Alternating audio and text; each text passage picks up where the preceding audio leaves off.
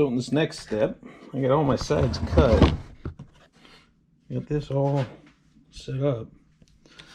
But what tends to happen is you get blowout here if you just start driving nails. What I like to do is just take a little 16th bit drill bit and just get this started, just so that the nail has something to guide into. It's not blowing out the side. This is cedar, so it's pretty sensitive to blowing out and to splitting. So obviously this is for a gift, so I want to prevent that because I don't want to be delivering a damaged gift. So I typically do 3 per side.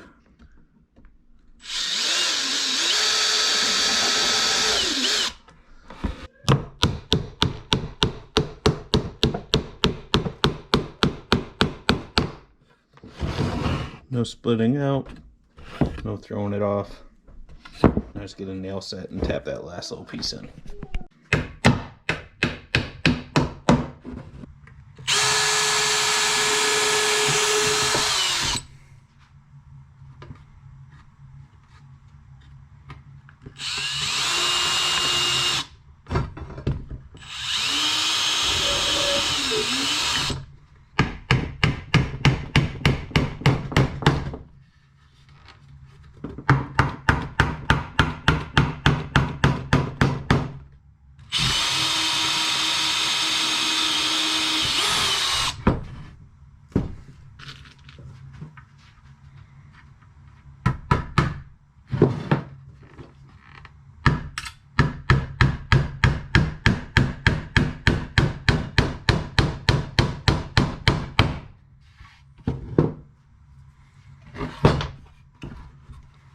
So one super simple method to know exactly, hey, where should I cut the hole and where should I cut the pin for this? Now, I've read plenty of articles about if you should put the dowel in a birdhouse.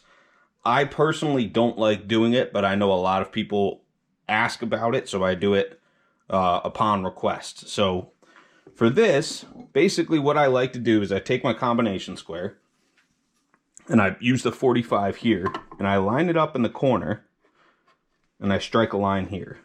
Then I do the exact thing on the opposite side, line this up on the corner, and I strike a line here. Now on the bottom of that cross, right there, I'll draw a little circle. That's where I'm going to put my dowel. So that's basically perfectly in the center. Now on top of these, what I'll do now is adjust my combination square so that the measurement is about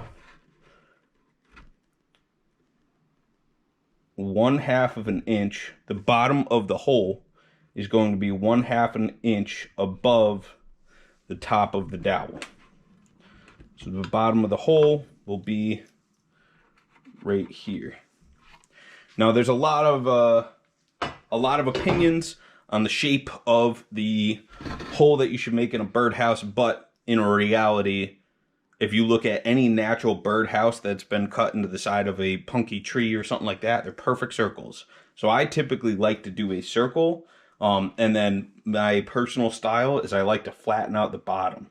So it just kind of looks like a sideways uppercase D. So I'll just draw this out roughly. Lift this up this way, lift this up this way. So it'll look kind of like that. So that the dowel will stick out here, the hole will stick out there. Obviously my hole's going to be a little bit bigger than that. But what I'll do is I'll take a Forstner bit, cut the majority of this out, and then I'll either take a chisel or a coping saw or a router, and then just cut out the remainder of that. I like to just start this real slow. Get a nice clean hole in there.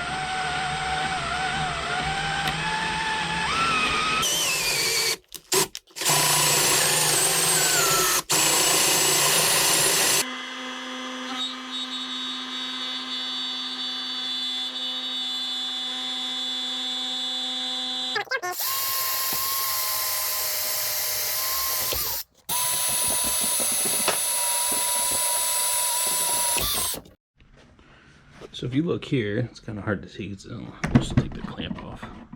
So I cut these holes. I did a square one and I did kind of a upside or a sideways D.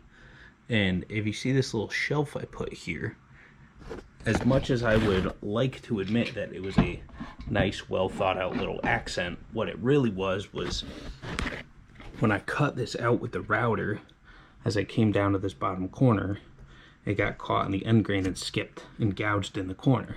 So now I'm putting this little accent piece. I dug a little bit deeper, evened it out on either side. Now I'm putting this little accent piece in here to fill in where that dug out and also make it look a little bit nicer. So I think it looks nice enough. I'm going to put it on this one as well.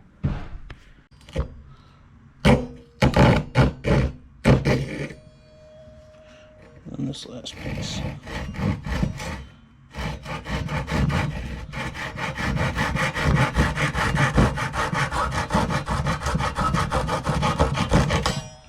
Here. Pop that piece out.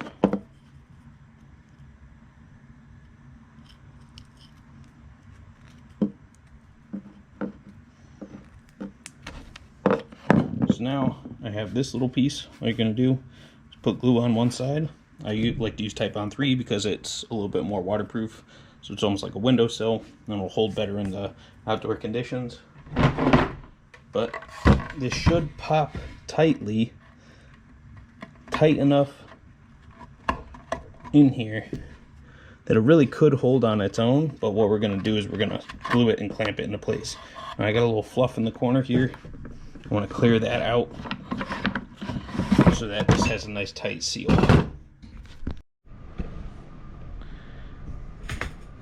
Let me get you in here nice and close. So the next step in adding the little piece in here is pretty simple. I just take a dab of glue and put it in, and I tend to put it so that it's a little bit proud on the back end, just to add a little extra stability. That way I know, okay, this is going all the way through. I like to use oak dowels. They're a little bit more durable than, you know, like the cheap pine ones or poplar or whatever the material is that you can get. So that's what I tend to use. But I just put a dab of Type-On 3 on here and then just put it in and wait until it sticks a little bit proud in the back. That's why I mean, this is probably close to, I don't know, maybe 5 inches long. So I tend to cut these on the longer side, longer than what you need. You just need something for the birds to land on, but the longer you have it, the more wiggle room you have. So if you put it in, and if I'm looking at the birdhouse and just thinking, that looks a little shy, or that looks a little too long, you can push it in a little bit further, and then always just mark the back, pull it out, and trim it where you need to.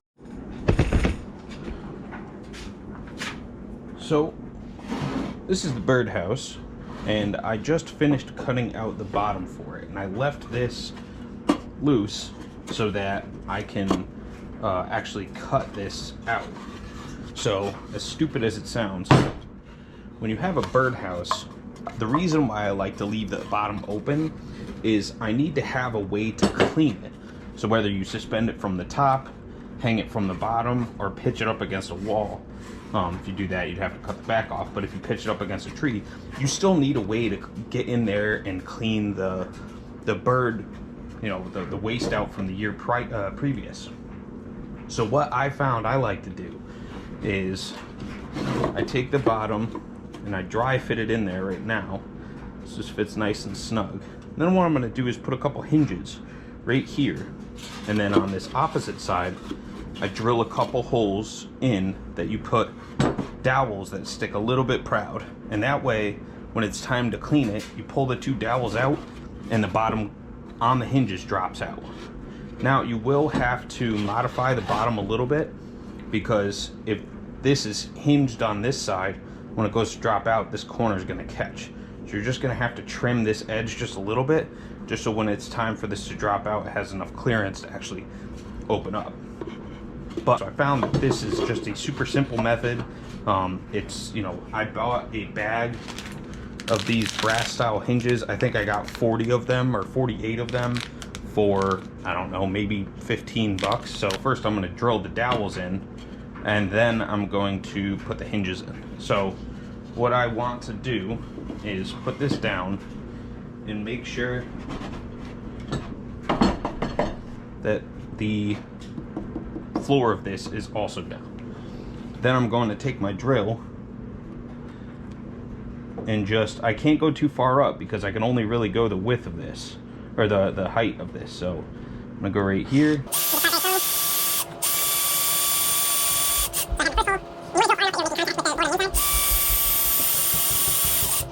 For this door to work, this next part, and the reason why I drilled the holes and put the dowels in where they are now, is so that it can hold this door flat while I'm trying to put the hinges on. And if it starts to move out of place, you can just push on it a little bit and try to get these flat. But I will warn you, as necessary as putting the hinges on, this is quite possibly the most annoying part of putting a birdhouse together, especially if you're using this design.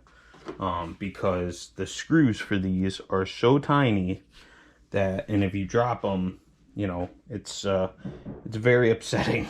And I know from experience that it definitely grinds the gears for sure. But I'm always going to put the ones that are on the actual house itself on first. So, I mean, you could tell just how tiny some of these screws are.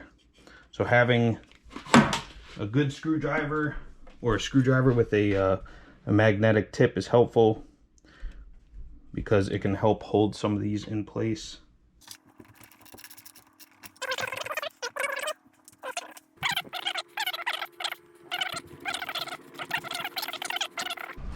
Then, as you can tell, it's kind of getting caught on that lip there. So right about here, I'm just going to take a pencil, draw a line right here. Now I know that from that line up, I should at least trim off just this edge right here, just with a hand plane. Just take my hand plane here.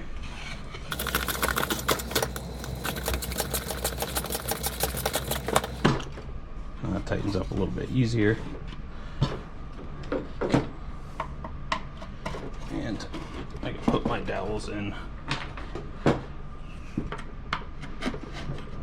much easier. The one thing, this last step, what I like to do is take, I cut pieces of shims about 2 inches, and I buy a big pack of them for about $5 in the millwork section of Home Depot or Lowe's. That's where you can get the best value for them.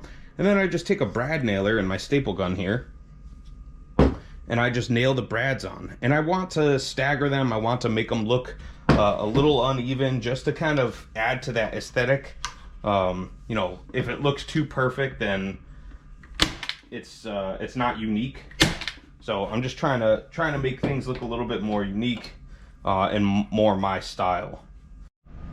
Okay, so this is what these look like with the shingles on them. I did 2 different styles. So for this one, I did kind of the shorter shingles, and for this one, I did kind of longer shingles, just to make it, you know, make them a little bit different. Now all I really have to do is these are the 2 rods that go into the front here.